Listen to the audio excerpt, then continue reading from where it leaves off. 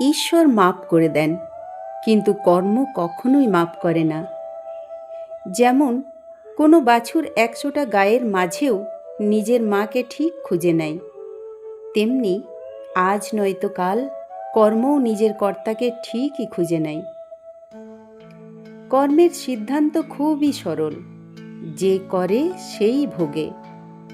যেমন চোখ গাছের উপর ফল দেখল, মনে লোভ জাগল, কিন্তু চোখ তো ফল পাড়তে পারবে না, তাই পা গেল গাছের কাছে ফল পাড়তে।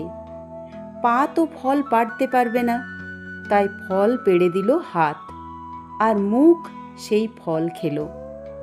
এবার ফল গেল পেটে। এখন দেখুন, যে ফল দেখল সে গেল না, যে গেল সে পারল না, যে পারল সে খেল না, আর যে খেল সে নিজের কাছে রাখল না, কারণ পেট তো নিজের ভেতর কিছুই রাখতে পারে না। আর যখন মালি দেখল, তখন লাঠি পড়ল পিঠে, যার কোনো দোষই ছিল না। কিন্তু যখন পিঠে লাঠি পড়ল, তখন জল এলো চোখ থেকে, কারণ সবার প্রথমে ফলটাকে চোখই দেখেছিল। কর্মের সিদ্ধান্ত এরকমই হয়, যে করে সেই ভোগে। সময়ের সম্মান করুন। একবার চলে যাওয়া সময় কখনোই ফিরে আসে না। বছরের মূল্য তাকে জিজ্ঞাসা করুন যিনি পরীক্ষায় ফেল করেছেন। মাসের মূল্য তাকে জিজ্ঞাসা করুন যিনি আগের মাসের বেতন পায়নি। সপ্তাহের মূল্য সেই মানুষটিকে জিজ্ঞাসা করুন যিনি একটা পুরো সপ্তাহ হাসপাতালে কাটিয়েছেন। দিনের মূল্য তাকে জিজ্ঞাসা করুন যিনি একটা পুরো দিন না খেয়ে কাটিয়েছেন। ঘন্টার মূল্য তাকেই জিজ্ঞাসা করুন যিনি কারো জন্য অপেক্ষায় কাটিয়েছেন। মিনিটের মূল্য তাকে জিজ্ঞাসা করুন যিনি ট্রেন ফেল করেছেন। আর সেকেন্ডের মূল্য তাকে জিজ্ঞাসা করুন যিনি দুর্ঘটনায় সেকেন্ডের জন্য বেঁচে গেছেন। সময় খুবই দামি জিনিস। সময়ের মূল্যকে কখনোই অবজ্ঞা করবেন না।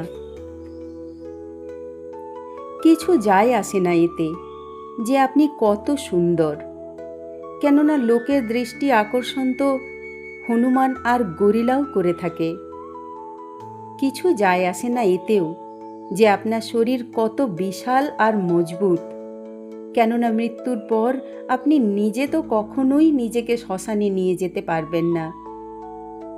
কিছু যায় আসে না এতে যে আপনার গায়ের রং কত উজ্জ্বল আর মসৃণ, কেননা অন্ধকারে আলোর প্রয়োজন তো সবারই হয়। কিছু যায় আসে না এতে যে আপনি কত লম্বা, কেননা আপনি নিশ্চয়ই আগামী দিনটিকে দেখতে পান না। কিছু যায় আসে না এতে যে আপনি কত বড় লোক, আপনার কত গাড়ি আছে, কেননা ঘর থেকে শৌচালয়ে তো আপনাকে পায়ে হেঁটেই যেতে হয়। সেই জন্যই বলি, খুশিতে থাকুন আর জীবনে এগিয়ে চলাটাকে সহজ করুন।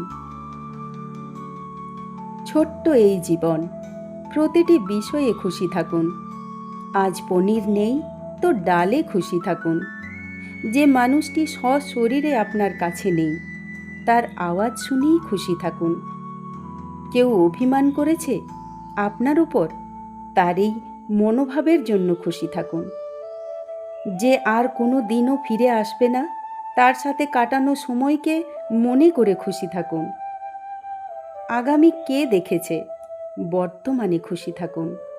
খুশির অপেক্ষায় থাকা কেন, অন্যের হাসিতে খুশি থাকুন।